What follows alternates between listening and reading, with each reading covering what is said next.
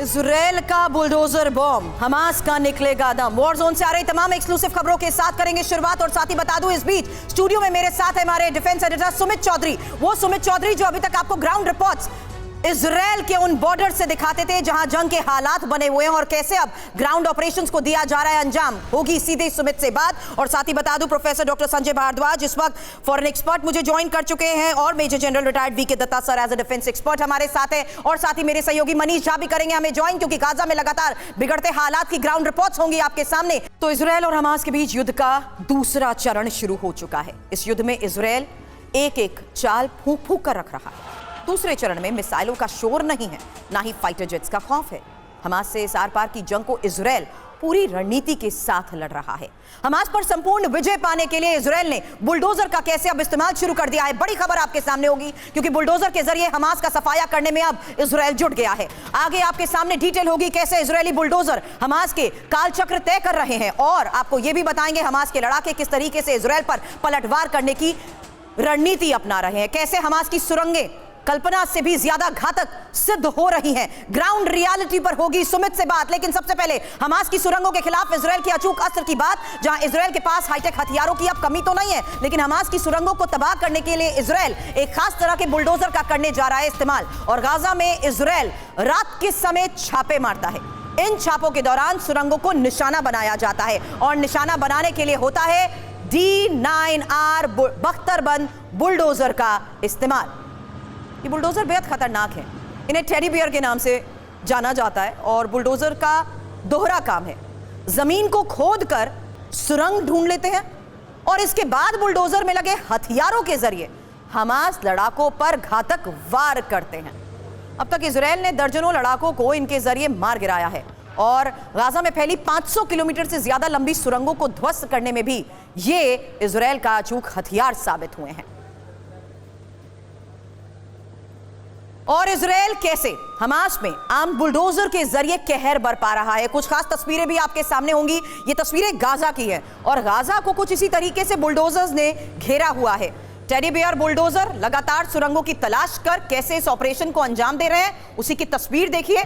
और जैसे ही ये ट्रैक को ट्रेस कर लेते हैं, उसके बाद इसे ध्वस्त कर देते हैं, तबाह कर देते हैं। बुलडोजर से गाजा की जमीन को समतल भी किया जा रहा है और हमास के नेटवर्क को ध्वस्त करने में इस आर्म्ड बुलडोजर का जिस तरीके से सहारा लिया जा रहा है, कितने कामयाब ये ग्राउंड पर साबित हो रहे हैं, इसी के बारे में चर्चा होगी। लेकिन उससे पहले इस खास तस्वीर को आप देखिए।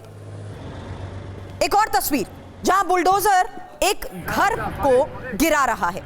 हालांकि माना यह जा रहा है कि यह घर हमास से जुड़े लोगों का है, इसलिए पहले वहां छापा मारा गया और उसके बाद उसे ध्वस्त कर दिया गया।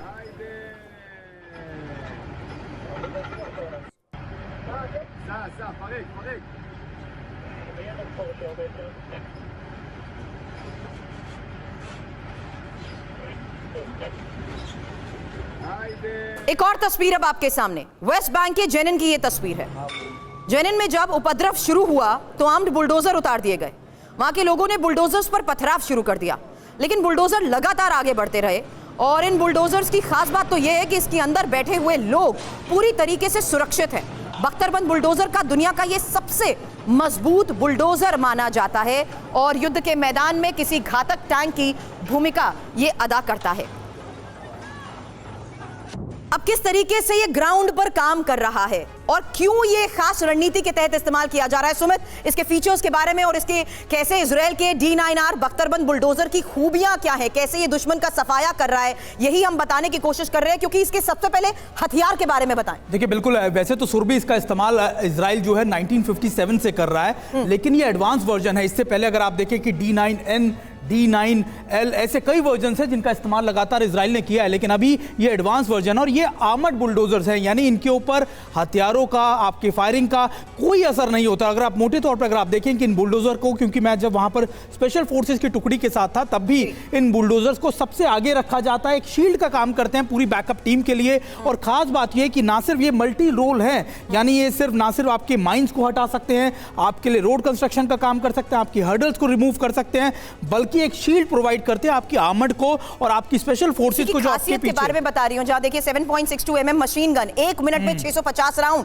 यहां तक कि कवच के तौर पर इसलिए क्योंकि बुलेट प्रूफ विंडो और ग्रेनेड के इस्तेमाल को लेकर भी बड़ी बातें कही जाती हैं। इसकी स्पीड फॉरवर्ड देखिए 12 किलोमीटर प्रति घंटा बताई जा रही है, बैकवर्ड 14.6 किलोमीटर पर आवर, और साथ ही दो क्रू मेंबर्स, कमांडर और गनर, इसे जिस तरीके से ऑपरेट करते हैं ये एक इंडिकेशन भी होता है, आने वाले खतरे को भांप लेते हैं। सुरभि, आपने जिस तरीके से इसका नाम बताया था कि टेडी बियर इसलिए कहा जाता है क्योंकि ये गिफ्ट है स्पेशल फोर्सेस के लिए ताकि वो सिक्योर रहे। और अब आप देखिए कि इस टेडी बियर का इस्तेमाल हमेशा स्पेशल यूनिट के साथ किया जाता है, और अगर इसका वजन करीबन 15,000 केजी से ज्यादा, इतनी हैवी मशीनरी है, या फिर आप कह सकते हैं कि एक आर्मर्ड बुलडोजर है जो आपके मल्टी रोल्स के लिए इस्तेमाल होता है। और इजराइल की फोर्सेस को बहुत महत्वपूर्ण योगदान इसका रहता है, खासतौर पे ग्राउंड ऑपरेशंस के दौरान। यही वजह है कि हम ये समझाने की कोशिश करते हैं कि बुलडोजर से हमास का आखिर सफाया होगा कैसे, क्योंकि महत्वपूर्ण बात है अब इसके बारे में आपके सामने। जहां देखिए बुलडोजर जमीन खोदने के साथ घातक हथियारों से लैस है। इंपॉर्टेंट यह भी है कि सुरंग का पता लगने के बाद बुलडोजर जमीन को खोद डालता है। तीसरी महत्वपूर्ण बात यह कि दुश्मन के बिल्कुल करीब पहुंचने के बाद इसका एक्शन शुरू होता है। और इंपॉर्टेंट यह भी कि बुलडोजर में मौजूद गनर गोली चलाकर दुश्मन का सफाया भी कर देता है। ये बड़ी बातें हम यहां पर जान रहे थे। Professor Sanjay Bhardwaj, foreign expert हमारे साथ हैं। और दत्ता सर, एक क्विक रिएक्शन में आपसे इसको लेकर भी चाहूंगी क्योंकि ये इंपॉर्टेंट हो चुका है कि स्ट्रैटेजिकल मूव अपनाए जा रहे हैं ग्राउंड ऑपरेशंस में। अब दत्ता सर देखिए, ऐसा है कि फाइटिंग इन बिल्डअप एरिया सबसे मुश्किल ऑपरेशन होता है। इसको अंजाम देने के लिए वेस्ट बैंक में और गाजा के अंदर दोनों तरफ बुलडोजर्स का इस्तेमाल किया जा रहा है ताकि बिल्डिंग्स को पहले एयर से डिमोलिश करते हैं, उसके बाद आर्टिलरी, उसके बाद टैंक फायर, उसके बाद बुलडोजर से क्लियर करके उसके बाद ही इन्फेंट्री आगे जाती है।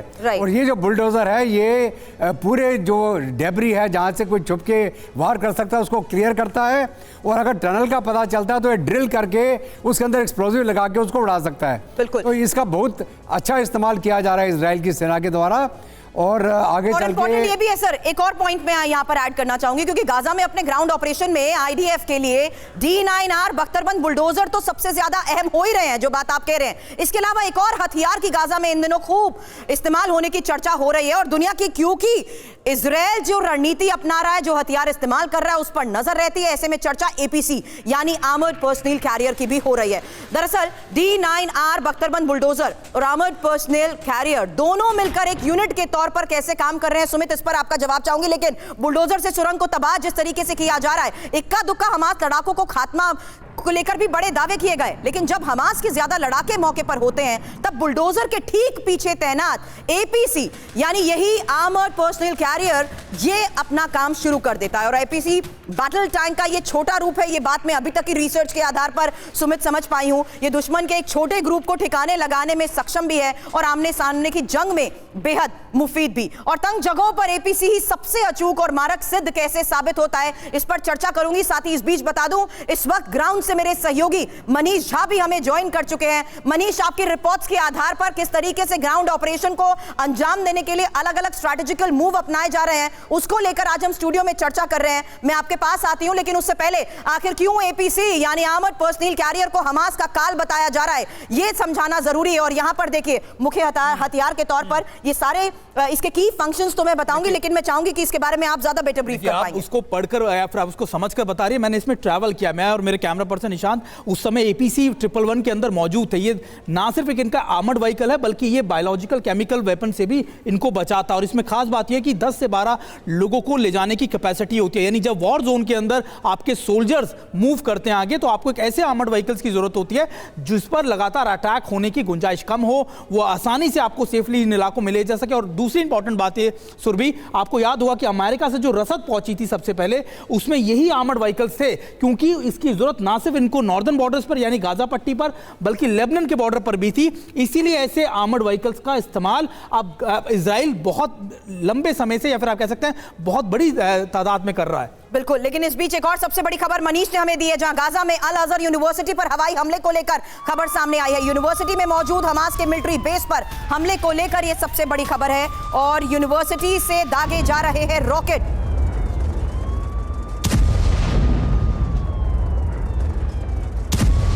तो तो जिस तरीके से ये इन हमलों को अंजाम दिया जा रहा है, एक और सबसे बड़ी खबर सामने आई है। मनीष इस वक्त गाजा के बिल्कुल नजदीक पहुंच चुके हैं, उनसे इस बारे में सीधी बात होगी। लेकिन इस बीच देखिए किस तरीके से अब अल अजहर यूनिवर्सिटी पर हवाई हमले को लेकर यह खबर आई है, जहां यूनिवर्सिटी में मौजूद हमास के मिलिट्री बेस को टारगेट किया गया है। कुछ और इंफॉर्मेशन इस बारे में आपके सामने, क्योंकि अब आपको हम बताते हैं कैसे इजरायली सेना और हमास के बीच यह जमीनी युद्ध चल रहा है, जहां पर गाजा में आईडीएफ कैसे अलग अलग जगहों पर ऑपरेशंस को दे रही है अंजाम। इंपॉर्टेंट यह है देखना कि किस तरीके से गाजा में आईडीएफ हमास के बीच सबसे खतरनाक जंग शुरू हो चुकी है। हालांकि सुरंगों से निकलकर हमास लड़ाके इजरायली सैनिकों पर घात लगाकर हमले को दे रहे हैं अंजाम। इंपॉर्टेंट यह भी है कि बिल्डिंग में छिपे हमास के लड़ाके आईडीएफ पर अचानक अटैक कर देते हैं, और आईडीएफ हमास के बीच हो रही गुरिल्ला वॉर को लेकर ये क्विक अपडेट मनीष मैं आपसे चाहूंगी।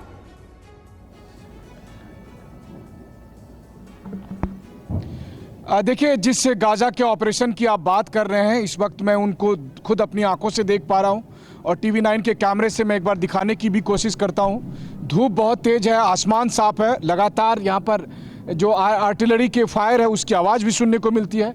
और इस वक्त जब मैं आपसे बात कर रहा हूं तो मेरे सर के ऊपर से जो फाइटर जेट गुजर रहा है उसकी भी आवाज़ें मिल रही है।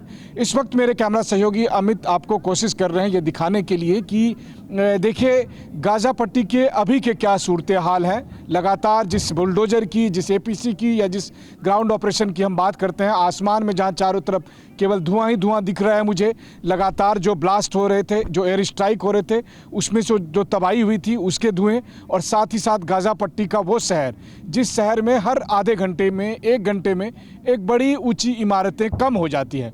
इस वक्त जो आप दुनिया के सबसे घनी आबादी वाले इलाकों में से एक गाजा पट्टी को कैमरे पर देख रहे हैं। महज 10 मिनट के वॉकिंग डिस्टेंस पर मैं यहाँ पर खड़ा हूँ गाजा पट्टी से, और यहाँ पर हर आधे घंटे में एक एयर स्ट्राइक से एक बिल्डिंग खत्म हो जाती है। वो चीजें आप कैमरे पर देख भी पा रहे हैं। असल बात यह है कि अब जो ग्राउंड ऑपरेशन हो रहा है, उस ग्राउंड ऑपरेशन में सीधे आमने सामने की लड़ाई शुरू हो गई है, यानी उस गुरिल्ला वॉर की जिसके बारे में हम बात कर रहे थे कि वो टनल में छिपे रहते हैं, बिल्डिंग में छिपे रहते हैं, और उसके बाद अचानक वो आईडीएफ पर हमला कर रहे हैं। और आज की एक और सबसे बड़ी खबर, जहां संघर्ष के क्षेत्र में घिरे जॉर्डन को अपनी सुरक्षा का अब डर सताने लगा है। जॉर्डन, इजराइल, ईरान और दूसरे अरब देशों में से घिरा हुआ है। ऐसे में जॉर्डन ने अमेरिका से मदद मांगी है, और यह सबसे बड़ी खबर है जहां जॉर्डन ने अमेरिका से हथियार मांगे हैं। आपको बता दें, यूएस से पैट्रियट डिफेंस सिस्टम की मांग को लेकर यह खबर आई है। इलाके में बढ़ते तनाव के तहत हथियारों की इस मांग का मतलब क्या है, इस बारे में सुमित के साथ साथ सौरभ सर आपसे भी मैं करूंगी चर्चा। लेकिन इस बीच हमारे वॉर स्ट्रैटेजिक उस रूम का मैं रुख कर रही हूं जहां सुमित मेरे साथ एक बार फिर से जुड़ चुके हैं। और सुमित, जॉर्डन किस तरीके का खतरा महसूस कर रहा है, और इस खतरे को देखते हुए इस डिमांड का मतलब क्या है? देखिए, सबसे पहले तो आप ये समझ लीजिए कि जॉर्डन की स्ट्रैटेजिक इंपॉर्टेंस क्या है। देखिए, ये पूरा इजराइल का इलाका है और ये जॉर्डन है। जॉर्डन और इजराइल की सीमा करीब करीब 480 किलोमीटर की है, और दूसरी तरफ है सीरिया। सीरिया और इसकी बाउंड्रीज करीबन 360 किलोमीटर की। दरअसल जॉर्डन दुनिया में तमाम उन बड़े देशों में शामिल है सुरभि, जहां से अमेरिका से सबसे ज्यादा उनको साजो सामान, इक्विपमेंट मिलते हैं। और अभी इंपॉर्टेंट यह है कि सीरिया के इन इलाकों से जहां से लगातार इजराइल पर हमले किए जा रहे थे, वहीं से जॉर्डन को भी डर सता रहा है। जॉर्डन को यह लगता है कि अगर यहां से जॉर्डन पर भी हमले नहीं कर दिए जाएं, क्योंकि वो भी अमेरिका का एक अलायंस है। और आपको बता दूं कि 1994 के अंदर जो वॉशिंगटन डिक्लेरेशन जिसको हम कहते हैं, वो अमेरिका के कहने पर ही जॉर्डन माना था। और अभी ये स्थिति है कि जॉर्डन को लग रहा है कि जॉर्डन पर भी इस तरीके के अटैक। चलिए, तो जो बात आपने कही है उसके मुताबिक गाजा संकट में जॉर्डन भी एक प्लेयर है, और गाजा में अगर चुनौती बढ़ेगी तो जाहिर सी बात है जॉर्डन के लिए भी चुनौतियां बढ़ती रहेंगी। एक क्विक जानकारी मैं मनीष से इस बारे में ले लेती हूं। मनीष, क्योंकि आपने ज्यादातर बॉर्डर एरियाज का रुख किया हुआ है और आप इस बात से वाकिफ है कि किस तरीके से खतरा दिन ब दिन बढ़ता जा रहा है, जॉर्डन की यह चिंता कितनी लाजमी लगती है अब? क्योंकि इजराइल जॉर्डन दोनों ये चाहेंगे कि युद्ध यरूशलेम वेस्ट बैंक तक ना फैले। ये स्ट्रैटेजिकल इंपॉर्टेंस बहुत ज्यादा बढ़ जाती है। देखिए, जॉर्डन हो या अजरबैजान, ये वो कंट्री हैं जो मुस्लिम कंट्री थे, लेकिन इजराइल के अच्छे दोस्त भी थे। बट इस बार जब गाजा पट्टी पर हमले हो रहे हैं तो बहुत तेज़ी से उन्होंने अपना जो ओरिएंटेशन है उसको शिफ्ट किया है। जॉर्डन की क्वीन ने अभी कहा है कि गाजा पट्टी में जो लोग मारे गए हैं उनके साथ मैं खड़ी हूँ, और वहीं उन्होंने इजराइल से सवाल कर दिया कि आप प्रूफ दीजिए कि आपके यहाँ जो लोग मारे गए हैं, जिनकी संख्या आप बता रहे हैं, वो आप सही है कि। तो मुझे लगता है कि इस वक्त जो सबसे बड़ी बात है वो है कि जो 50 से अधिक मुस्लिम मुस्लिम देश हैं वो एक साथ गोलबंद हो रहे हैं, और आने वाले दिनों में जॉर्डन भी आपको उसी खेमे में जाता हुआ दिखाई देगा। तो बहुत सारे ऐसे मुस्लिम देश जो कि अब तक इजराइल के साथ थे, जिसमें मैंने 2 का आपको नाम बताया। अजरबैजान को तो पिछले ही महीने इजराइल ने इतने वेपन दिए थे जिसके जरिए अजरबैजान ने आर्मेनिया से नागोर्नो काराबाख को जीतने में सफलता हासिल की थी, लेकिन उसके बाद भी जब गाजा पट्टी का ऑपरेशन शुरू हुआ तो उसने भी पाला बदल लिया। तो मुझे लगता है कि आज की तारीख में जॉर्डन अपने लिए मैप के जरिए भी कुछ डिटेल मनीष रखना चाहती हूं, सॉरी टू बट इन, और संजय सर मैं चाहूंगी आप ज्वाइन करें, क्योंकि जॉर्डन इजराइल को कट्टरपंथी इस्लामिक देशों के साथ साथ सीरिया के इस्लामिक स्टेट से भी बचाता आया है। इसलिए इस पर चर्चा करने से पहले यह जानना बहुत जरूरी है कि आखिर इजराइल और अमेरिका के लिए जॉर्डन इतना खास क्यों है, क्योंकि जॉर्डन इजराइल का जिस सुरक्षा कवच के तहत यह जानकारी आपके सामने रख रही हूं, 480 किलोमीटर लंबा यह बॉर्डर बताया जाता है। जॉर्डन से यरूशलेम की दूरी भी 100 किलोमीटर से कम की है, और जंग में जॉर्डन इजराइल यूएस के साथ है। हालांकि जॉर्डन साथ होने से इजराइल को राहत जरूर है, लेकिन जॉर्डन पर इजराइल के लिए दुश्मनों से खतरे को कैसे भांप रहे हैं आप संजय सर?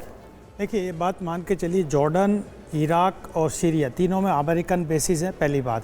दूसरी बात कि जॉर्डन का जो बॉर्डर लगता है वो इजराइल के साथ लगता है, तो यहाँ पे 2 तरीके का स्ट्रेटेजी चल रहा है। एक रेसिस्टेंस का स्ट्रेटेजी चल रहा है जो हमास के साथ कंट्रीज़ खड़े हैं, तैयारी कर रहे हैं, उनको सपोर्ट दे रहे हैं। खासकर मैं इस्लामिक वर्ल्ड की बात कर रहा हूँ, क्योंकि पोलराइजेशन इस्लामिक वर्ल्ड के बीच में भी हो रहा है, और 2 बात पे हो रहा है। एक जस्टिस कैंप हो रहा है, एक पीस कैंप। एक तो कहता है सीज़ फायर कर दीजिए, दूसरा कहता है कि नहीं, जो फ़लस्तीन की लैंड है उसके लिए लड़ाई लड़िए। हमास के साथ पीछे खड़े हुए हैं, उसको फाइटर बता रहे हैं, उनको आतंकी संगठन नहीं बता रहे। दूसरा, जो अमेरिका के खिलाफ जो खेमा है वो अपने आप को डेमोस्ट्रेट भी कर रहा है। आप देखिए ईरान जिस तरीके से सी में अपने आप को डेमोस्ट्रेट कर रहा है, तो वो अपनी मिलिट्री माइट भी दिखा रहा है, और एक तरीके से हमास को एनकरेजमेंट दे रहा है कि नहीं, हम आपके साथ मिलिट्रीली साथ है। तो जो ये पोलराइजेशन जो हो रहा है वो एक कंसर्न है अमेरिका के लिए, इजराइल के लिए, इसलिए। और जॉर्डन बहुत महत्वपूर्ण है, क्योंकि जॉर्डन एकदम बॉर्डरिंग स्टेट है, लेबनान बॉर्डरिंग स्टेट है, और चूंकि खतरा है आईएस से, हिजबुल्लाह से, आप ये जो आप मिस्र में आप हुती से, और ये जितने भी संगठन है सीरिया में जो लड़ाके हैं उनसे, तो उनसे कैसे रेसिस्टेंस क्रिएट किया जाएगा जब तक कि आपके साथ मुस्लिम कंट्रीज ना खड़े रहें। तो युद्ध बेहद नाजुक मोड़ पर है। इजराइल के लिए ईरान लगातार मुश्किलें भी खड़ी कर रहा है। ईरान अब हमास को हथियार देने पर अड़ा हुआ है। एक और बड़ी खबर, ईरान गाजा को वो हथियार देने वाला है जिससे इजराइल के सामने मुश्किल खड़ी हो सकती है। और इजराइल हमास युद्ध से जुड़ी ये जो बड़ी खबर आई है, इस पर चर्चा करने से पहले जानिए सोर्सेस के हवाले से क्या दावे किए जा रहे हैं कि गाजा को ईरान हथियार देगा, एयर डिफेंस सिस्टम ईरान देगा। माजिद एयर डिफेंस ईरान दे सकता है। इस बारे में चर्चा से पहले आइए आपको बताते हैं ईरान के इस एयर डिफेंस सिस्टम के बारे में। माजिद की आखिर ताकत क्या है समझिए, क्योंकि ईरान का ये माजिद गाजा की कैसे हिफाजत करेगा।